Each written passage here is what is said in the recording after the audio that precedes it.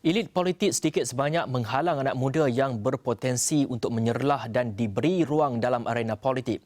Ketiadaan hubungan kekeluargaan dan jaringan dengan ahli politik yang sedia ada menyebabkan anak muda ini sukar mendapat tempat walaupun pelbagai usaha digerakkan mereka.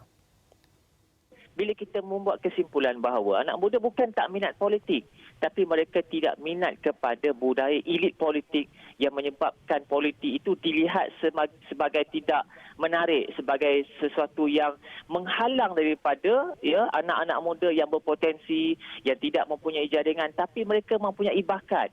Mereka mempunyai minat, mereka mempunyai usaha.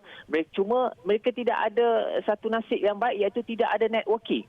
Tidak ada jaringan, tidak ada orang kata dalam budaya politik semasa warlord.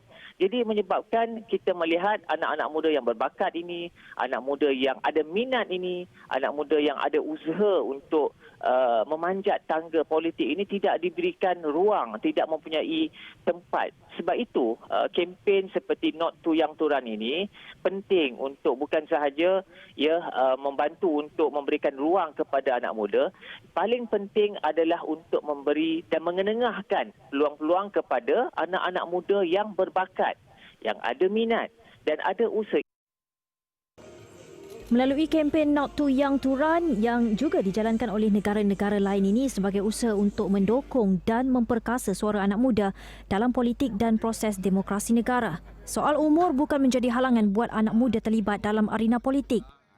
Jelas Julfitri, kematangan ini berkaitan dengan pengalaman, sikap dan cara berfikiran seseorang individu.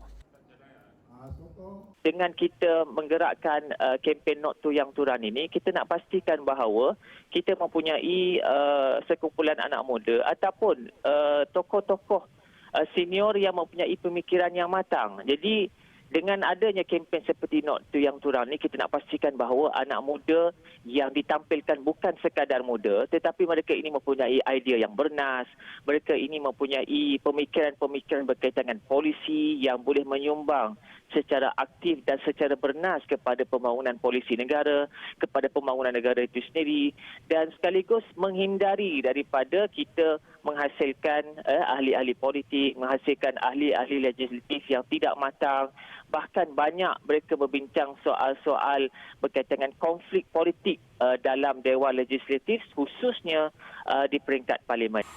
Kempen ini yang sudah digerakkan sejak pilihan raya umum ke-14 lalu bukan sahaja ingin menampilkan muka baru namun untuk menghasilkan kelompok muda dengan idea yang bernas, pemikiran polisi dan menumpukan soal memperbaiki keadaan sosio-ekonomi belia dan rakyat.